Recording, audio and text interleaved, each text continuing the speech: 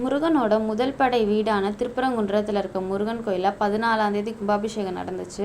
கிட்டத்தட்ட 15 வருஷம் கழிச்சு நடந்ததா சொன்னாங்க. அதை பார்க்க நாங்கள் நைட்டே போயிட்டோம். முருகனோட கும்பாபிஷேகத்தை பார்க்க அவரோட அம்மாவும் அப்பாவும் வந்திருந்தாங்க. அதாவது மீனாட்சியும் சொக்கநாதரும் வந்திருந்தாங்க. பூ பல்லாக்களை கூட்டிட்டு வந்திருந்தாங்க. பார்க்கவே ரொம்ப அழகா இருந்துச்சு. எல்லாத்தையும் பார்த்துட்டு திருப்பரங்குன்றத்துல ஈரோட்ல இருந்து ஒரு டீம் வந்திருந்தாங்க. அவங்களே பாடவும் செஞ்சு அவங்களே டான்ஸுமே ஆடினாங்க. ரொம்ப நேரம் ஆடினாங்க. சூப்பரா ஆடினாங்க. மோஸ்ட்லி லேடிஸ் தான் இருந்தாங்க. ஒரு 10 பேர் தான் ஜென்ஸ் இருந்தாங்க. ஃபைனல்ல கருப்பசாமி பாட்டு பாடினாங்க. ஸோ அதான் வேற லெவல்ல இருந்துச்சு. அங்க டான்ஸ் ஆடின பாதி பேருக்கு சாமி வந்துருச்சு. சாமி வந்தது இல்லாம பாதி பேர் ஆடிக்கிட்டு இருந்தாங்க. பார்க்கவே ரொம்ப நல்லா இருந்துச்சு.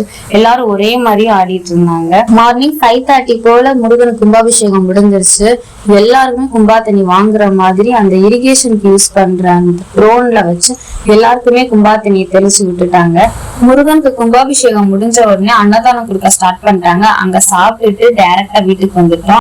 ஈவினிங் திரும்ப நாங்க முருகன் கோயிலுக்கு போயிருந்தோம். அப்ப மீனாட்சியும் சொக்கநாதரும் அவங்க ஊருக்கு போறதுக்காக ரெடியா கிளம்பி இருந்தாங்க. முருகன் அவங்க அம்மா அப்பா வழி அனுப்புறதுக்காக அவங்க அம்மாவையும் அப்பாவையும் 3 சுத்தி சுத்திட்டு வழி அனுப்பி வச்சாரு. அதுக்கப்புறம் முருகன் திருப்பரங்குன்றத்துக்கும் மீனாட்சியும் சொக்கநாதரும் மதுரைக்கும் போயிட்டாங்க.